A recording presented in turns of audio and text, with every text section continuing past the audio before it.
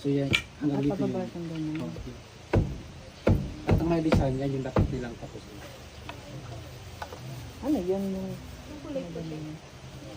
Yan yung guide ng bawat hibla. Papasok doon sa loob niya. Kasi ang ano yan eh, Mga layer po. mag-change sila ng ng Layer po. layer. Di ba ito? Yan. Ano po? Ulay. Ito. Yan, ito, pag na-change naman siya, maging ilalim naman to siya. Yung sa ilalim, paitaas naman. Para mag-lock yung mga hibla. Ay, maglalak sila. Mag-lock sila. Kasi kumakapal na. Pero dahan-dahan lang niya pang hindi maputol yung mga stand. Nakabili. So sa 30 processes tayo bago tayo makabuo ng system. Gano'n po katagal?